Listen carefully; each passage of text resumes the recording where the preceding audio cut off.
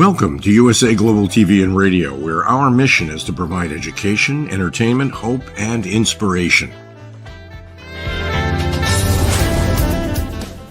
USA Global TV and Radio connects you with experts and audiences all around the world every single day to help you succeed in business and to live a richer life. Visit us at usaglobaltv.com to learn about career and life-changing training and mentoring programs like the Listening Mentor. Subscribe to our newsletter to stay informed about our special programs and offers.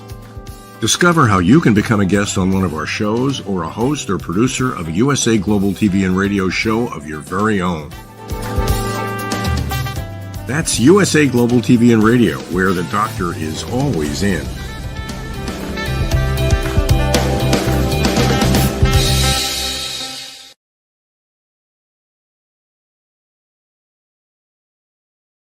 Hello and a very warm welcome to the Film and Music Show. My name is Dr. Madalenechan and I'm going to be with you for the next, 35 minutes on USA Global TV and Radio. So welcome to USA Global TV and Radio viewers. Welcome to YouTube as well for USA Global TV and Radio, our LinkedIn, Facebook as well. Right, so for today's topic, we are going to be, I'm going to be sharing with you an experience I birthed a creative project. So I'm going to talk about how it evolves, how it changes, how sometimes you have to leave a project, even though you've created it, to grow, to learn its lessons, for you to learn as well, in order to bring out the best of your creative project. So I'm going to share with you my baby, literally my baby. She's called Starchild. And whilst I was living on the beautiful island of Malta, actually, Dr. Jacqueline, I just want to share with them the original of Starchild. Sorry, I should have said, that's the beauty of live TV. We just in the now moment and we just flow. So here is the embryo. This is the first Starchild. This was in 2009 when I was living on the island of Malta. And I wrote her on the island of Malta. And I wrote about all these different characters because I'm the kind of person that's very childlike, and I look at life in a childlike essence. I look at people, adults, children, but I look at them in almost a caricature. So animated really, but a caricature character, quite magical. And so I worked with a lot of artists, beautiful artists, Andrea Gauci and Mary Parch, who originally did the characters for Starchild. So there she is. And this was released in 2009. I did a lot of promotion with this book, with the book agents over there in Malta. It was a small agency because Malta is a beautiful island, but it's a small island. But at the same time, you can get a lot of experience and cover full coverage of media in one country, TV, radio, book signing, everything.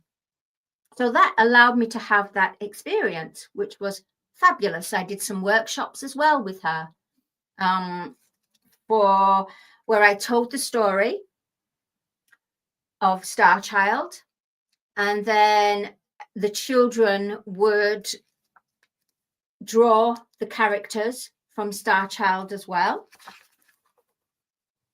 At that time, all the different characters.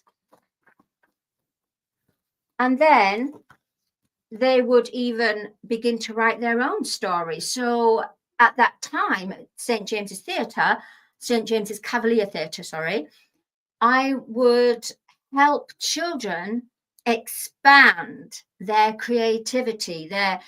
I would help them to connect to their genius, their magical world. So this was quite new for at that time in 2009 for children to expand their creativity.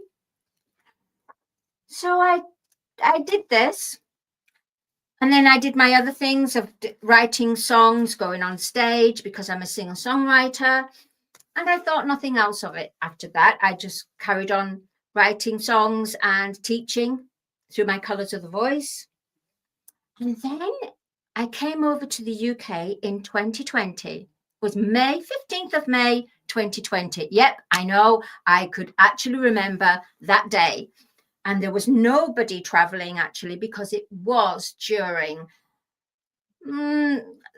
not so safe traveling at that time, but I had to travel because it's during COVID. And during COVID, it's almost, I had a dream, and I'm very connected to the universal collective heart consciousness. And it's almost a voice said to me, it's time to go back to her. I went, back to who? Come on. What do you mean? Back to who? Star Child, of course. Yeah, but there's no point in me going back to Star Child because, look, I've already created her and she's already been in the shops. She's already had workshops. She's already there. And then the voice said to me, it was my higher consciousness connected to the universal heart. It said, it's time for her to evolve. And I was thinking, time for her to evolve? Anyway, I was browsing on the internet, and then suddenly I came across a site called Fiverr.com, Fiverr.com, a marketing place where you can work with all kinds of people in the creative digital editing for literally half the price, a quarter of the price. In fact, they advertise it as Fiverr. And when they say Fiverr, of course, you think, wow, I'm drawn to this.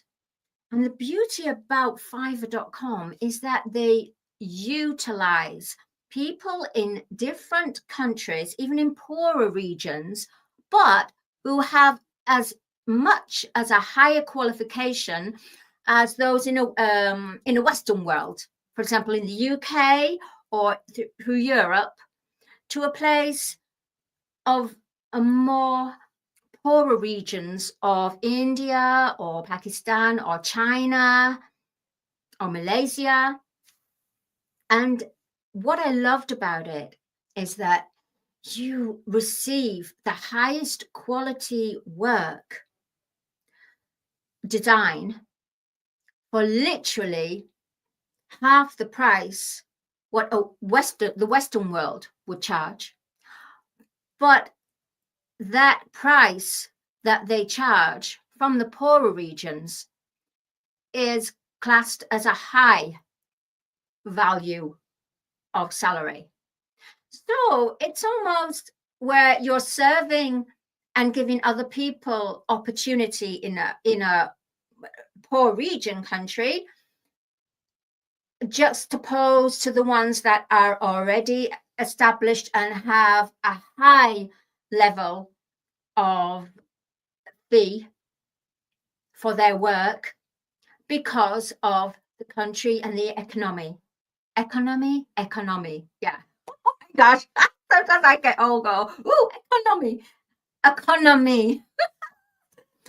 I just make myself laugh sometimes. Right. So with that, I went onto Fiverr and found this fabulous illustrator, a children's illustrator, a book illustrator. And his name was Alex Gavrilas, and he was from Croatia. Now, first of all, I had to revisit the story because this story was really aimed for young children. And when I went back to it in 2020, Star Child, the universe says it's time to evolve her. It's time to market her where she is relating to teenage. So I'd say even 10 years old, because 10 years old now is more like a 12-year-old or 13 years old. So then I had to go back and look at her.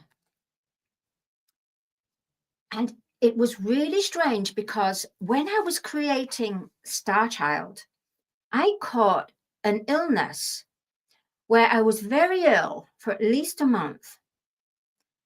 But at the same time, I was writing constantly the story. I was connected to the divine universal heart, the creative heart, connecting to my higher consciousness, where I was able to just write the story of Star Child. So when I went back to her in 2020, I was thinking, ooh, immediately I got triggered. Yeah, I got triggered. I was thinking, I don't want to get ill again and I said to the universe, hey, you know what? I don't mind going to this, but I don't want to be ill again. I think that's really unfair if I end up being ill, because I had to be ill in order for me to be focused. And they said to me, no, you're not going to be ill. At the moment, there's no distractions. There's nothing for you to go out. So therefore, we just want you to play. Have a play with her. I'm like, what? Play? Okay. So I was reading her again. And then I started to see visions of Star Child grown up. I started to see the characters, which I evolved the characters, still retained the names, but the name of the characters, but changed the way they looked. And even what was missing was about the different planets that's in Star Child universe. So I was looking on Fiverr.com, looking for the right illustrator. Then it's almost, I was every day just looking. Oh, it wasn't working, wasn't happening. I asked around. I did speculative, asking around, seeing if anyone could recommend an artist. But that was going to be pricey. And then I thought, oh, I'll approach the schools and universities. Somebody said to me, actually, I didn't think, oh, that was wrong. Somebody suggested, why don't you approach artists, students in their last year? I thought, wow, that's a good idea. Unfortunately, their teachers at the time said they've already been assigned their projects for that year. So I couldn't, that means I would have to wait another year. And I thought, no, I can't wait another year. There's quite an urgency about this Star Child in creating her, evolving her. And that's when I went on to Fiverr.com, kind of the 10th time, really. And then I saw him. I saw these illustrations, and they were a little bit like manga, Japanese manga. And I just loved them. I absolutely resonated with them. And I was thinking, oh my gosh, these are going to cost quite a bit. But then I thought, wait a minute, this is going to be worth it. This is an investment, because you know what? You have to invest in what you love to do. It's not a case of it's all going to be free. No, you have to invest. I invested with this one, the beginning, and I had to take her and evolve her to this. So I needed to go up a level, change my strategy, put more investment into it.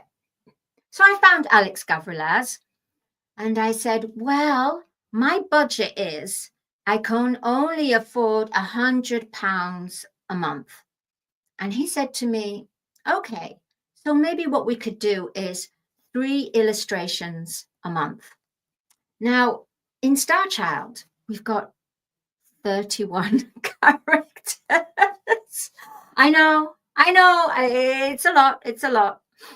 So it took me, I would say, about a year. Funny enough, isn't that strange, actually? Because if I'd have waited for the students, that was a year after. And so within that year, Star Child characters were created. I mean, and Alex Gavrilas comes from Croatia. So he charged about £29.50 per one illustration. So let me show you. Look at these beauties. Look at this. We've got here the golden healer, and we've got here lapis lazuli. Lapis lazuli is part of the golden planet light, and she looks after the crystal lights. So here we got a prince here and a goddess, and really the story. Oh, and then the wicked wizard Onyx and his castle. So I had to think of, I needed the planets. So then I got hold of a company called Shutterstock, where you pay a subscription and you choose. Oh, that's green. It's not going to be good against the. There we go. All different pictures, visuals for the different planets. What was going on? You see, look, there's the different planets. Oh, it's green again. Oh my goodness, this green screen. I think it should be pink. Okay. There we go. Right. So you've got some beautiful pictures here. There we are. And what it's about is we've got this character here, Star Child.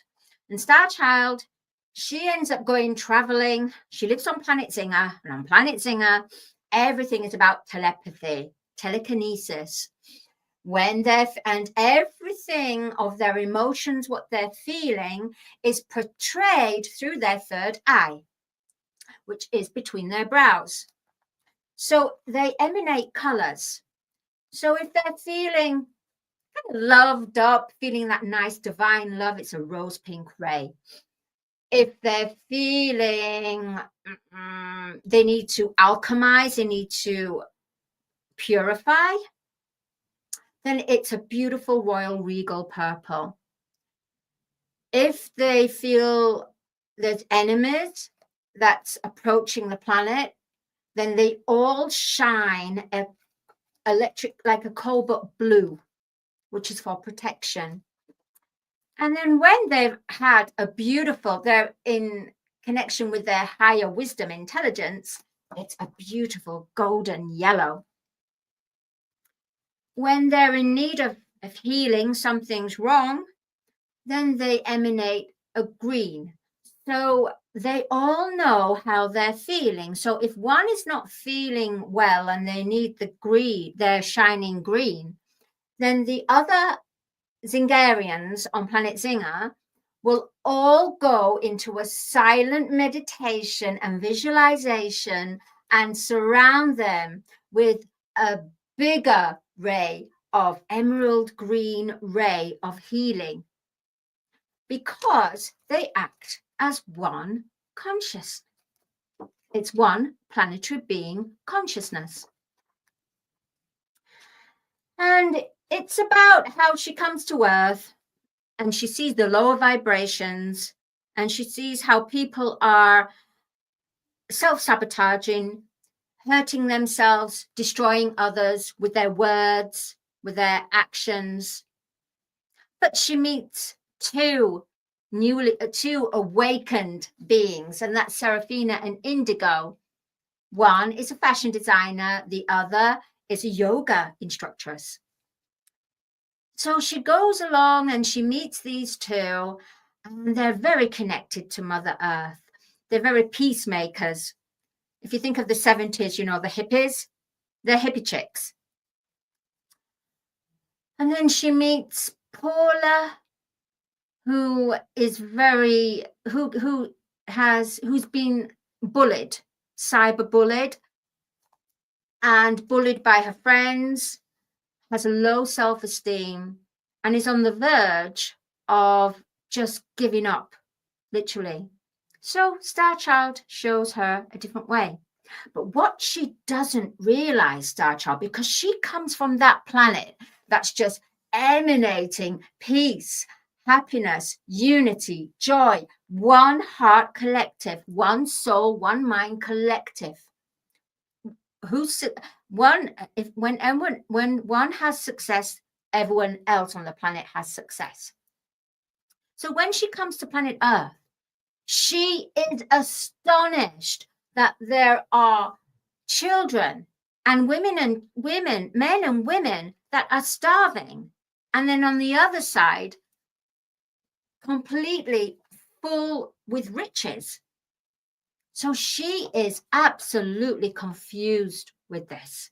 So her aim is to help Mother Earth, because Mother Earth cries to her and says she loves her children, but her children are misbehaving, they don't listen, and they don't even acknowledge her. And it could be a lot easier for them. And she fears the worst. And she wants to heal. At the same time, they have to heal as well. So basically, if you think about it, I wrote this in 2008, revisited it in 2020, then brought it out 2021. It's now 2024. This is exactly what's happening in this world. The different timelines, love or fear. Star Child emanates love and wants to bring her love to planet Gaia. She is an organic planetary being, and she wants her children to wake up to their full potential and to be connected to their mother again, their one true mother. You have the mother as in the family, but their one true mother is Mother Gaia. At the same time, from another quadrant in the universe, there's planet Zodosk. And so Wizard Onyx is a wizard that used to be full of love, had his beloved goddess of love by his side, and the planet was thriving with beauty, and there was fairies, and it was magic, it was beautiful. And his beloved gets taken away, his heart turns to stone, to the point where, because he's an imperial ruler, and because his heart turns to stone, everyone else's heart turns to stone, and it changes the planet from being a thriving, beautiful, magical planet to being a red, boiling planet with poisonous gases. And they feed on fear and toxin and poison. So he hears that the blue planet Gaia, she's weakening. So he wants supreme control. But look how he was in the beginning. He was full of love. He thrived. He was there for his beloved. He believed in it, and his people as well. And then, because his love was taken, it broke his heart. He tried to search for her, but he couldn't, because The more times he tried to search for her, he couldn't find her because his vibrations were becoming lower.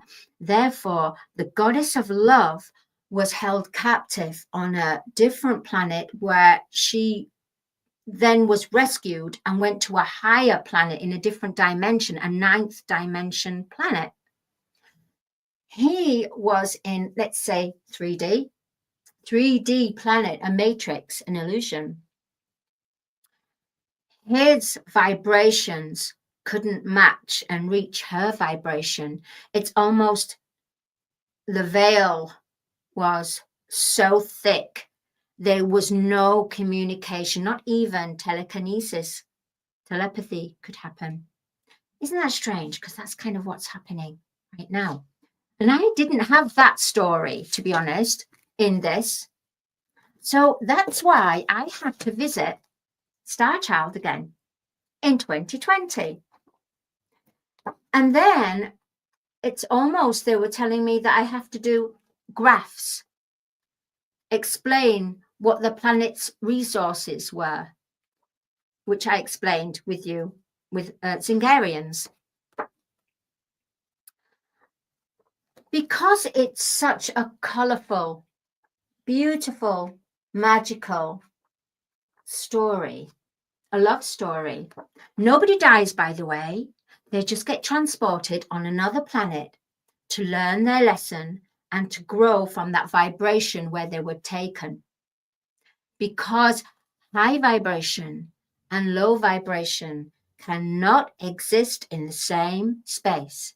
That is the universal law according to the Golden Healer, Star Child. The Golden Healer looks out at the universal matrix, the golden matrix, and he knows when there's certain starships of a lower vibration that's going into a part of the universe they're not supposed to go. So he has the alert alarms.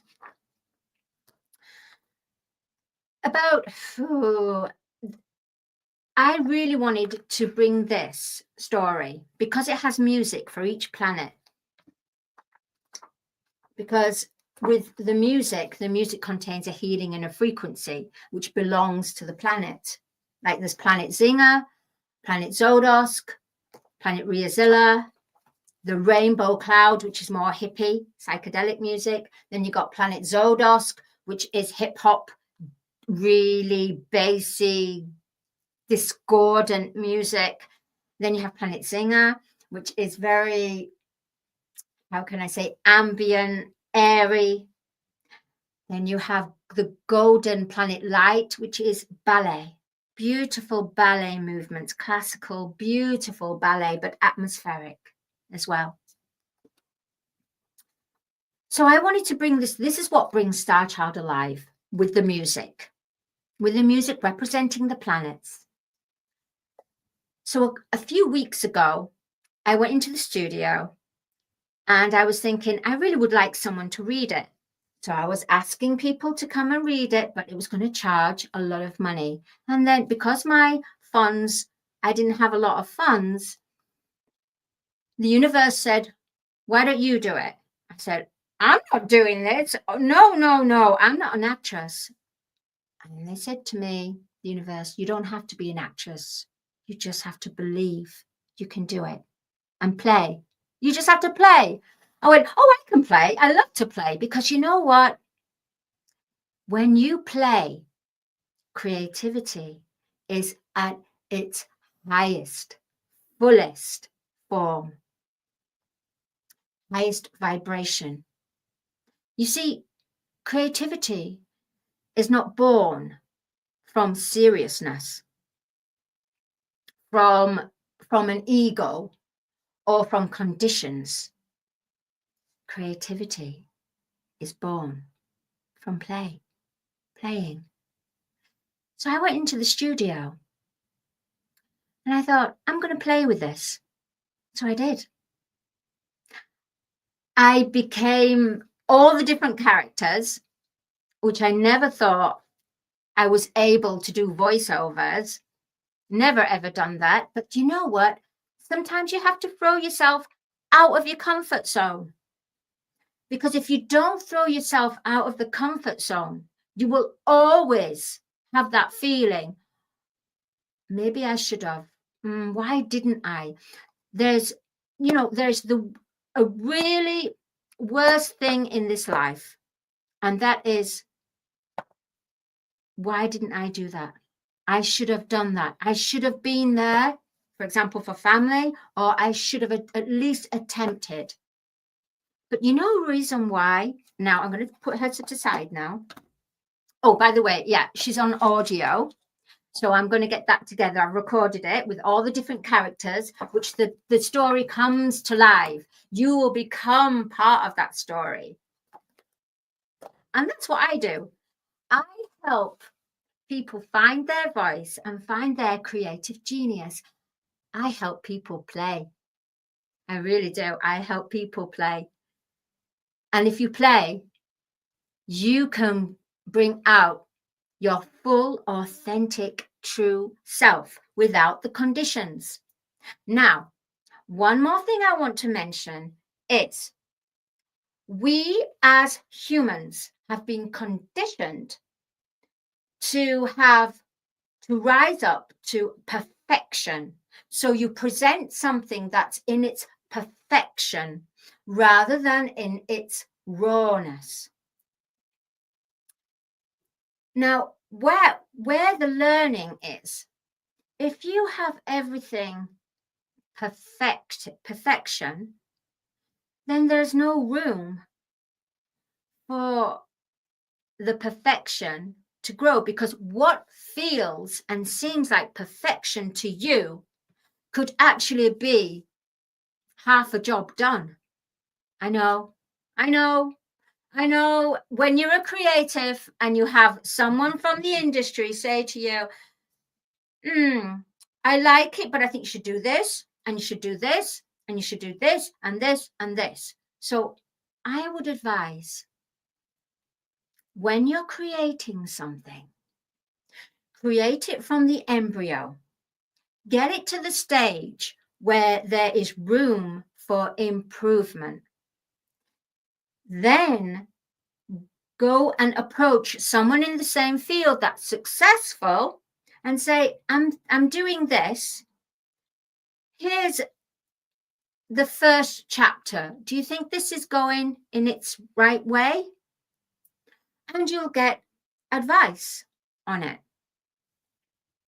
Don't spend all your money to the finished product, because what's going to happen, you're going to have to revisit, invest, and grow again, evolve again, because that's what the energy is. When you create something, the creation is birthed, is nurtured, grows, but then there's teething problems.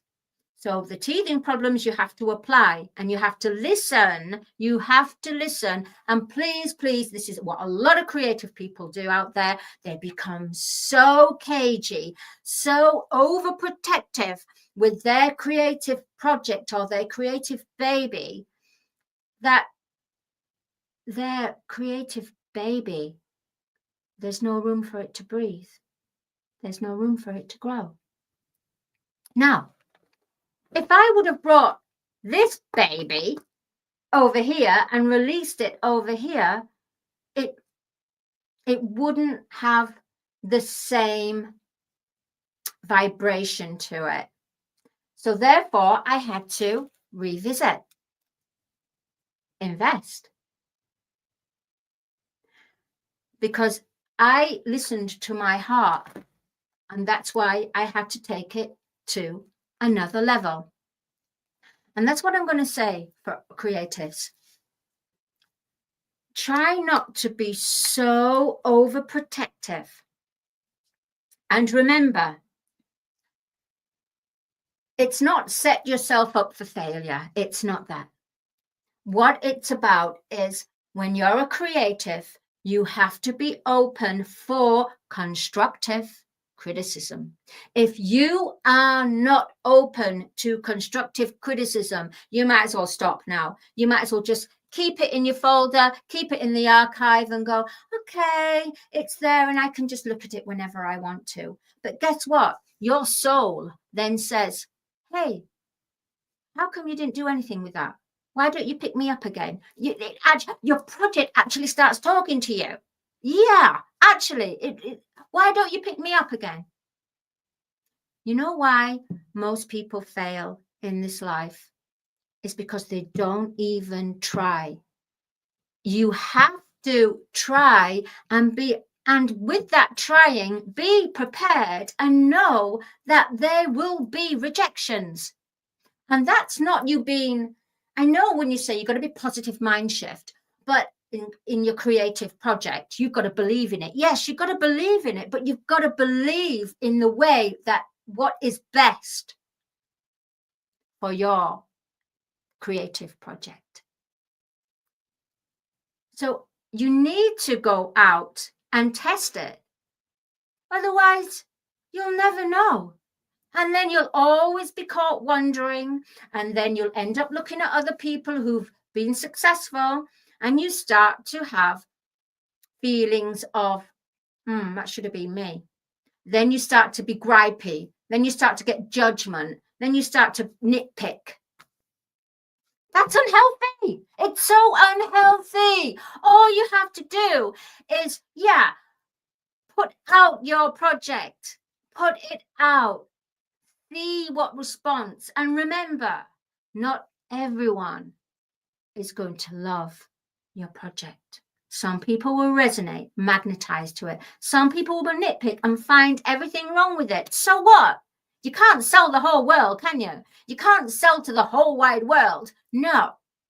But what you can do is appeal and sell and know that as much love you put into Star Child, they will have that same vibration of appreciation and love for your baby, and they will look after it, and they will give good reviews, and they will tell their friends. So you need to focus more on that. But before you get to that stage, you have to put it out and be ready for constructive criticism, negative criticism. You've got to be ready. Wow. I just want to say thank you so much, everyone, USA Global TV and radio viewers. Thank you to YouTube, USA Global TV and radio. Thank you to Dr. Jacqueline, CEO of the Mothership, USA Global TV and radio. Please do remember, for the film and music show, we are open now for 2025. So all your creatives out there, that's the established ones, that's the ones that have the dream but need the confidence. Hey, come on to the show, share your vision. You may find other people having feedback and to help you. We're all here to help each other.